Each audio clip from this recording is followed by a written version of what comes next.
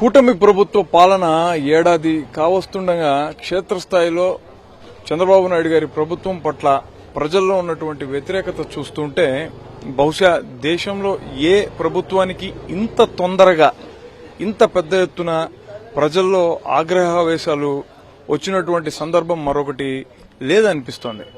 YSR Congress party చేపట్టినటువంటి recalling Chandrababu's manifesto అన్నటువంటి కార్యక్రమంలో భాగంగా స్థానిక 32వ వార్డులో పర్యటిస్తుంటే ఏ గడపను తొక్కినా ఎవరిని కదిలించినా చంద్రబాబు నాయుడు గారు మమ్మల్ని పూర్తిగా మోసగించారు, ఆయనను నమ్మి మేము 4వసారి మోసపోయాం, జగన్మోహన్ రెడ్డి గారి కన్నా కూడా ఎక్కువ పథకాలు ఇస్తారేమోనన్నటువంటి ఆశతో చంద్రబాబు నాయుడు గారికి ఓటు వేసి మేము అనవసరంగా జగన్మోహన్ రెడ్డి గారిని పోగొట్టుకున్నామన్నటువంటి బాధ వ్యక్తమవుతుంది.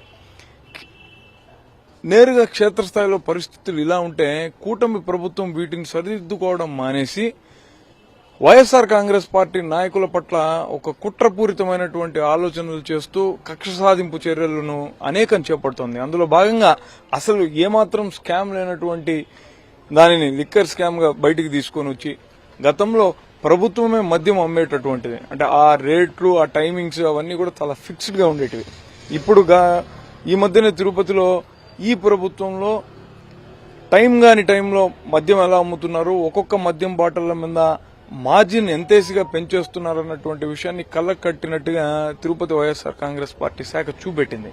దానికి పూర్తి భిన్నంగా అప్పట్లో అసలు ఏమీ జరగనటువంటి దాన్ని పెద్ద చేసి 1 by 1 ఒక్కొక్కళ్ళని టార్గెట్ చేసి పార్టీలో ఉన్నటువంటి కార్యకర్తలను నాయకులను భయపెట్టాలన్న ఉద్దేశంతో వరుసపెట్టి అరెస్టులు చేయడం అన్నది గత 2 నెలలుగా సాగుతుంది. అందులో నిన్న మిథున్ రెడ్డి గారిని అరెస్ట్ చేయడం కూడా చాలా విచారించదగ్గటువంటి విషయం.